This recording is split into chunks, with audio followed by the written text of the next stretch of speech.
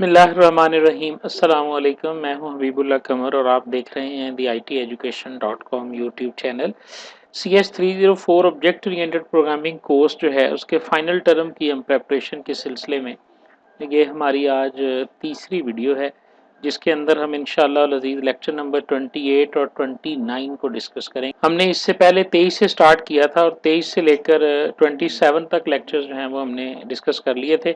आज जिन टॉपिक्स के ऊपर बात होगी वो वर्चुअल फंक्शंस हैं, स्टैटिक बाइंडिंग और डायनामिक बाइंडिंग है, एब्स्ट्रैक्ट क्लासेस और कंक्रीट क्लासेस क्या होती हैं और इनमें क्या फ़र्क होता है, प्योर वर्चुअल फंक्शंस क्या हैं, वर्चुअल डिस्ट्रक्टर्स क्या हैं और इनका क्या फ़ायदा होता है, और फिर एंड पे हम देखेंगे कि वर्चुअल फंक्शंस को हम इस्तेमाल क्यों करते हैं और वर्चुअल टेबल जो है ये किस लिए इस्तेमाल होता है। वर्चुअल फंक्शंस जो है ना ये हमारे पास क्या होते हैं, बेसिकली ना इसको समझने के लिए थोड़ा सा एक कोड का पार्ट है वो हमें समझना पड़ेगा और वो मैं आपके साथ शेयर करता हूँ यहाँ पे। ये फ़र्ज़ करें ना हमारे पास ये एक क्लास है शेप की ना, जिसके अंदर एक हमने करैक्टर टाइप का वेरिएबल टाइप रखा हुआ है, उसके बाद ये उसका कंस्ट्रक्टर है और ये हमारे पास कुछ फंक्शंस हैं इसके अंदर मौजूद ना। ये देखें ये फंक्शंस हैं हमारे पास, ड्रा का फंक्शन है, कैलकुलेट एरिया है और इसी तरह गेट टाइप है। उसके बाद हमने एक पॉइंट क्लास बनाई है। ये हम ज्योमेट्रिकल जो शेप्स नहीं होती, ट्राइंगल, सर्कल, लाइन, उसकी एग्जांपल को हम डिस्कस कर रहे हैं ये। और हमें पता है कि कोई भी शेप ऐसी नहीं है जिसमें पॉइंट एक्स वाई हम यूज़ नहीं करते, ठीक है। इसलिए हमने पॉइंट की क्लास रखी है, इसमें एक्स और वाई को रखा। ये सिंपल एक कोड है, आप सिर्फ इसको समझें। ये पॉइंट की क्लास है, फिर हमने ये एक लाइन की क्लास लगाई, फिर हमने एक सर्कल की क्लास बनाई, फिर हमने एक ट्राइंगल बनाई और यहाँ पर हम इन तीनों को शेप से इनहेरिट कर रहे हैं, क्योंकि सर्कल में और जो शेप है इसके अंदर इज ए रिलेशनशिप मौजूद है। Circle is a shape, triangle is a shape और लाइन इज अ शेप, ठीक है। तो ये उसके बाद इन तीनों में हमने सिर्फ एक सी आउट का फंक्शन लगाया हुआ है वाइड ड्रॉ के अंदर। अगर आप गौर से देखें इसके नाम भी ड्रॉ है, इसका नाम भी ड्रॉ है और इसके अंदर भी हमने ड्रा का फंक्शन है। ये हम कल पढ़ के आए थे कि अगर हम गौर से देखें तो हमारे पास ये ड्रा का फंक्शन जो है ना ये हमारी मेन जो बेस क्लास है उसके अंदर भी मौजूद है। तो ये हमने कॉन्सेप्ट कल पढ़ा था कि जब आप बेस क्लास के फंक्शन को चाइल्ड क्लासेस में रीकोड करते हैं तो इसे हम फंक्शन ओवरराइडिंग कहते हैं, ठीक है। ये कॉन्सेप्ट आपको याद होगा। अब फंक्शन ओवरराइडिंग में अब ये हमने क्लासेस बना ली, क्लासेस बनाने के बाद हमने ये एक इंट का फंक्शन लिखा। इंट फंक्शन में हमने शेप नाम की एक एरे बनाई और इसके अंदर हमने शेप क्लास का एक पॉइंटर बनाया और 10 शेप्स हमने क्रिएट कर ली। हमने दो पॉइंट क्रिएट कर लिए, P1 0 व 0 और एक P2 10 व 10। जाहिर है ये x की वैल्यू है, यानी इसका मतलब है x0 y0। अब हमने जो शेप 1 है यानी जो पहली एरे का मेंबर है उसके अंदर हमने लाइन की शेप को डाल दिया, शेप 2 के अंदर हमने सर्कल को डाल दिया, ठीक है। उसके बाद हमने एक लूप चलाई और उस लूप के ज़रिए हमने उसे ये कहा कि तुम जो है ना ये लाइंस को ड्रॉ करो। ये जो शेप का फंक्शन है ना इसको हमने कॉल कर लिया और इस फंक्शन से हमने ड्रॉ करने की कोशिश की, ठीक है। ये लॉजिक समझ में आ गई। हम एक शेप की क्लास बना रहे हैं, उसके बाद 3 शेप्स बना रहे हैं, उसके बाद शेप की एरे बना रहे हैं और एरे के बाद हम कर क्या रहे हैं, गौर से देखें। हम कर ये रहे हैं कि हम शेप फंक्शन के ज़रिए उसके ड्रा फंक्शन को हम कॉल कर रहे हैं, यानी हम ये वाला काम कर रहे हैं जी। ये देखें शेप ड्रॉ और बाकी सारा कोड मैं डिलीट कर रहा हूँ जी, ठीक है। कि मेरे पास 10 तक की मेरी एरे है और उसके बाद मैं शेप का ड्रॉ फंक्शन। अब यहाँ पे सवाल जो ये पैदा होता है ना कि जब मैं शेप का ड्रॉ फंक्शन कॉल करूँगा तो कौन सा फंक्शन ड्रॉ होगा, ठीक है। ये यहाँ पे सवाल है। अच्छा, मैं देखता हूँ अगर ये फंक्शन यहाँ पे कंपाइल हो जाता है तो फिर देखते हैं अगर ये रन होता है तो क्या आता है हमारे पास। मैंने वैसे लिखा तो था ये और इसको कंपाइल और रन करके भी मैंने देखा है, ठीक है। इसमें एरर आ रही है बिफोर दिस वन। अच्छा अच्छा ठीक है। ये जी ये फंक्शन हमारे पास आ गया। अब मैंने इसको रन किया, जब मैं रन करूंगा ना तो मेरे पास जो है वो 10 दफा लफ्ज लिखा गया शेप शेप शेप। इसका मतलब क्या है भला? इसका मतलब ये है कि मैंने 10 दफा चलाया तो 10 दफा जो फंक्शन कॉल हुआ है ना वो फंक्शन ये वाला है जो कि शेप का ड्रॉ है। ठीक है। अच्छा, जबकि हुआ क्या देखें, हमारे ऑब्जेक्ट के अंदर, हमारी शेप के एरे के अंदर पहला ऑब्जेक्ट तो लाइन है, तो उसे तो चाहिए था कि लाइन के ड्रॉ फंक्शन को कॉल करता। दूसरा ऑब्जेक्ट हमारा सर्कल है, उसे चाहिए था कि वो सर्कल के ऑब्जेक्ट को जो है ना वो कॉल करता। ठीक है, ये बात समझ में आ गई। तो यहाँ पर हमारा कल वाला कॉन्सेप्ट जो है ना वो यूज होता है, जिसके अंदर हमने पढ़ा था कि स्टैटिक जो है ना वो ऑब्जेक्ट रेफरेंस रहता है, कि जो रेफरेंस आप जिस ऑब्जेक्ट का भी लेते हैं तो वही स्टैटिक का स्टैटिक ऑब्जेक्ट उसका कायम रहता है, आप उसको चेंज नहीं कर सकते। अब इस केस के अंदर हमने क्या करना है, अगर हम चाहते हैं कि यहाँ पर वो वाला ड्रॉ फंक्शन आए जिस ड्रॉ फंक्शन को हम जिस टाइप का ऑब्जेक्ट है उसी टाइप का ड्रॉ फंक्शन आए। ठीक है, इसके लिए ना हमें लंबी चौड़ी लॉजिक लिखनी पड़ेगी, और वो लॉजिक क्या होगी कि ये शेप का ड्रॉ फंक्शन आए, शेप के ड्रॉ फंक्शन के अंदर जब वो शेप को ड्रॉ करे यहाँ पे, इस ड्रॉ के अंदर हम क्या करेंगे कि कोई ऐसी लॉजिक बनाएंगे कि हम चेक करेंगे कि इसकी टाइप क्या है। ठीक है, और जो हम यानी पहले सबसे चेक करेंगे ऑब्जेक्ट की टाइप को। ठीक है, फिर हम स्विच के जरिए और इफ की लॉजिक के जरिए जो है वो वो प्रॉपर फंक्शन को जो है ना वो कॉल करेंगे जिस फंक्शन को हम कॉल करना चाहते हैं। समझ आ गई यहाँ तक सिनेरियो की? ठीक है, तो इसका जो सॉल्यूशन है ना, इसका सॉल्यूशन है हमारे पास वर्चुअल फंक्शंस। ठीक है, जब आप एक ही कोड को, यानी ये ड्रा के अंदर भी हमें लिखना पड़ेगा, शेप के अंदर भी, फिर हमें यही फंक्शनैलिटी जो है वो लाइन के अंदर भी लिखनी पड़ेगी, यही फंक्शनैलिटी हमें अगेन एंड अगेन जो है वो यहाँ ड्रॉ में भी लिखनी पड़ेगी, यही फंक्शनैलिटी हमें जो है वो ट्राइंगल में भी लिखनी पड़ेगी। अब अभी तो हैं 3 शेप्स, अगर हमारी शेप्स 10 हो जाएंगी तो इसका मतलब है जो हम इफ एल्स या स्विच लगा रहे हैं, मैं आपको एक थोड़ा सा नमूना उस कोड का दिखाता हूँ जो यहाँ पे हुआ है आपके हैंडआउट्स के अंदर।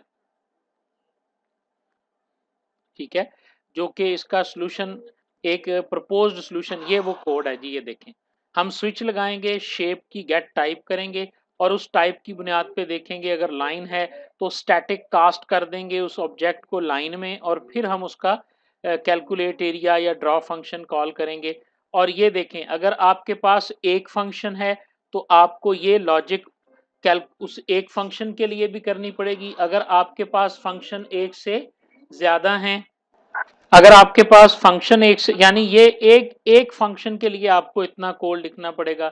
अगर आपके पास 10 ऐसे फंक्शन हैं तो 10 फंक्शंस के लिए ये कोड आपको रिपीट करना पड़ेगा, और ऐसे कोड को हम डी लोकलाइज्ड कोड कहते हैं। ठीक है,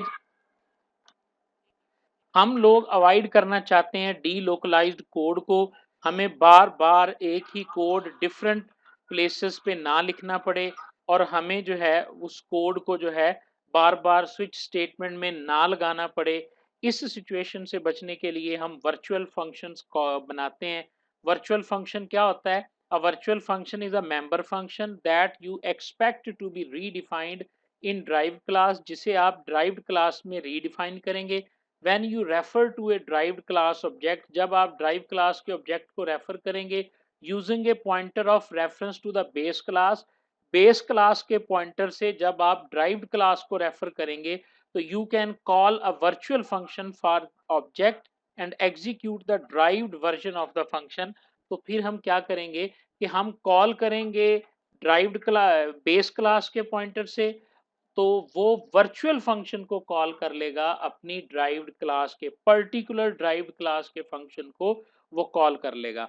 जो ये कॉन्सेप्ट है, ये कॉन्सेप्ट जुड़ा हुआ है स्टैटिक बाइंडिंग और डायनामिक बाइंडिंग के साथ। ठीक है, स्टैटिक बाइंडिंग वो होती है जो कंपाइल टाइप पे हो जाती है कि कौन सी क्लास है, कौन सा ऑब्जेक्ट है, और उस ऑब्जेक्ट के साथ कौन कौन से फंक्शन जो है ना वो बाइंड हैं, ये ऑब्जेक्ट किन फंक्शंस को एक्सेस कर सकता है, ये चीजें कंपाइलर पहले से तय कर लेता है, ये कहलाती है स्टैटिक बाइंडिंग। लेकिन वर्चुअल फंक्शंस की सूरत में हम क्या कह रहे हैं कि वर्चुअल फंक्शन में आप कॉल करेंगे शेप क्लास से और आगे वो देखेगी शेप क्लास के लाइन के वर्चुअल फंक्शन को कॉल करना है, सर्कल के फंक्शन को कॉल करना है या ट्राइएंगल को करना है। तो जिस फंक्शन को कॉल करना होगा वो एट रन टाइम उसकी बाइंडिंग करेगी और ऐसी बाइंडिंग को हम कहते हैं कि ये डायनामिक बाइंडिंग है और हमारे सामने वही फंक्शन रन होगा जिसको कॉल किया जाएगा। देखें जी, तो रिपीट कर रहा हूं जी मैं, डीलोकलाइज्ड कोड क्या है? जब हम एक बेस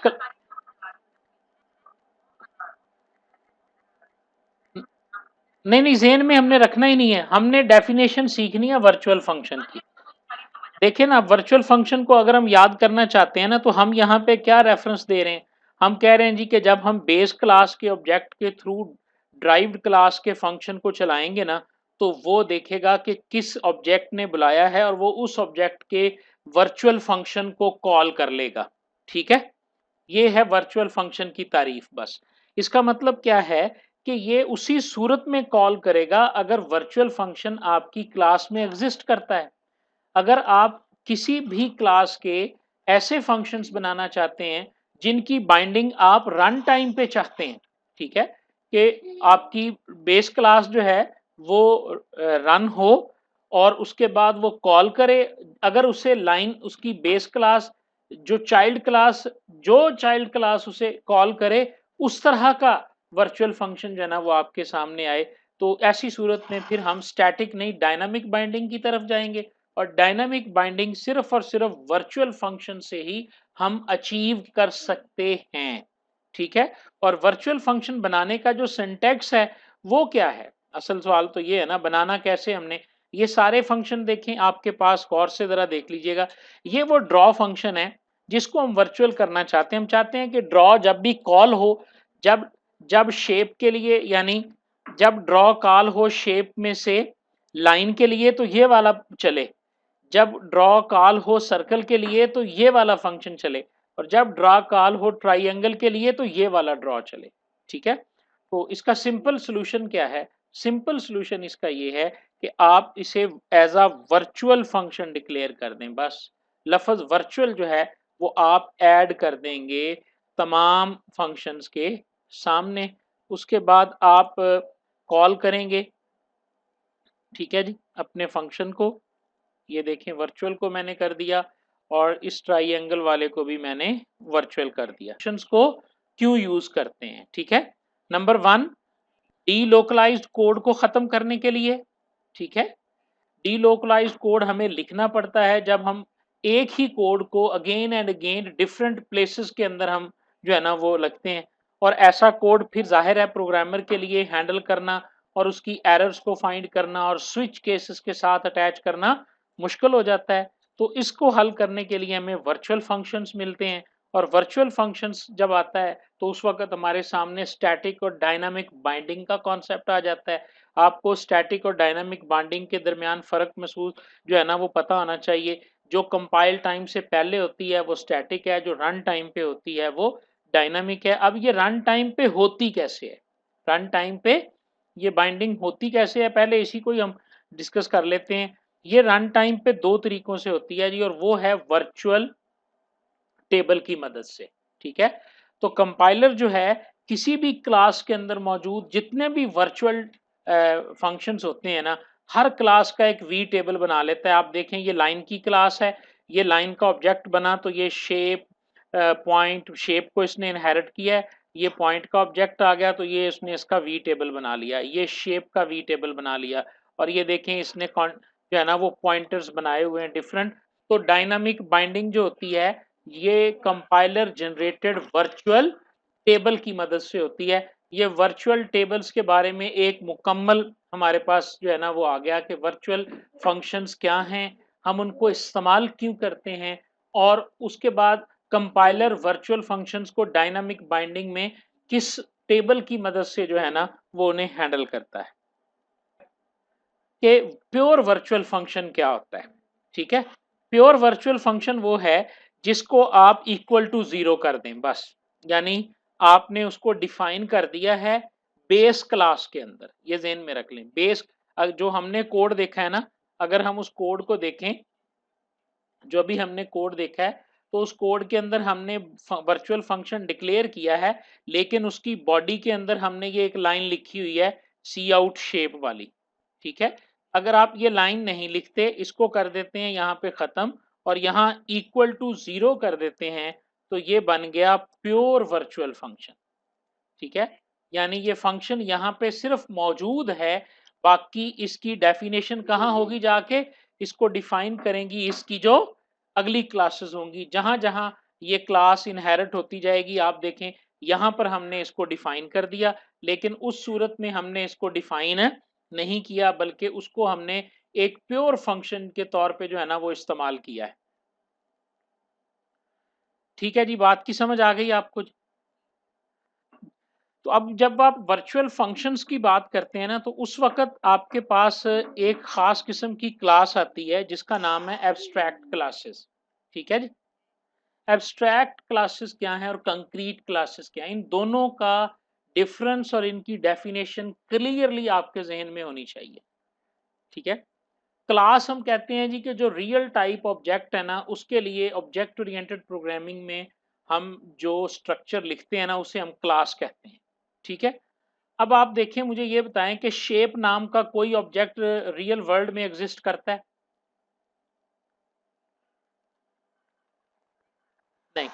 लेकिन हम क्या कहते हैं, इट्स, हम ये कहते हैं कि लाइन क्या है, एक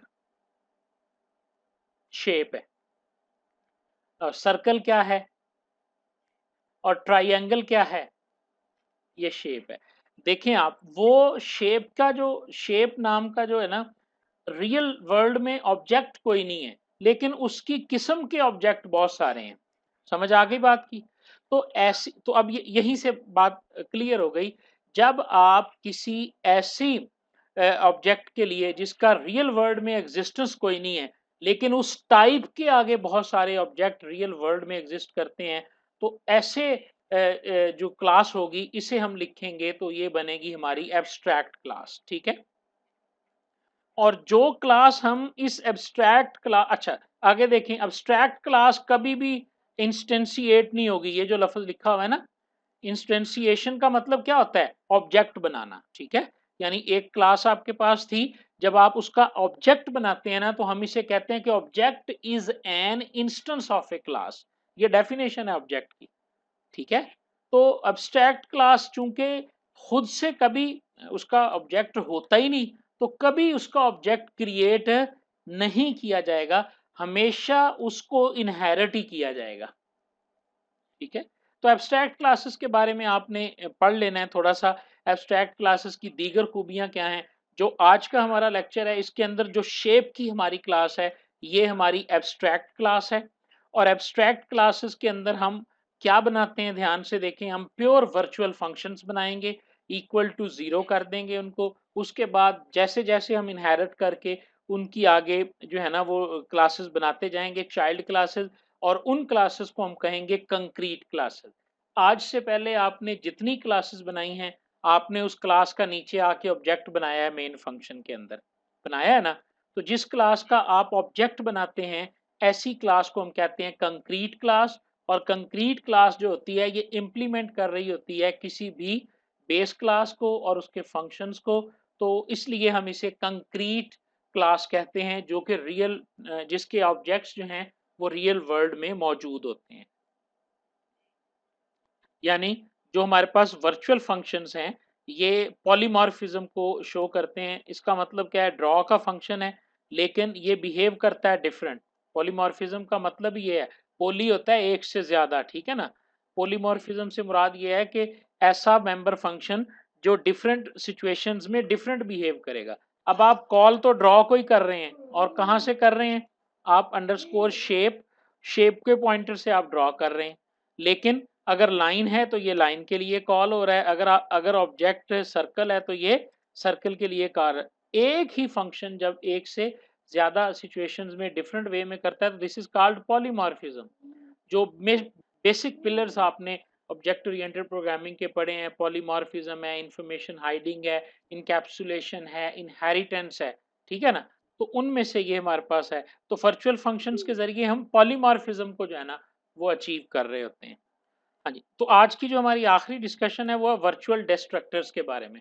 हमें पता है डिस्ट्रक्टर वो फंक्शन होता है जब हम ऑब्जेक्ट को ख़त्म करते हैं ना, तो उस वक़्त ये कॉल होता है। ऐसे ही है, अगर आपका ऑब्जेक्ट जो है वो इनहेरिट नहीं किया हुआ, आपकी आपने किसी ऐसी क्लास से लिया है जो इनहेरिटेड नहीं है, तो आप जिस ऑब्जेक्ट के डिस्ट्रक्टर को कॉल करेंगे वो कॉल हो जाएगा। मैं आपको एक डायग्राम दिखाता हूँ।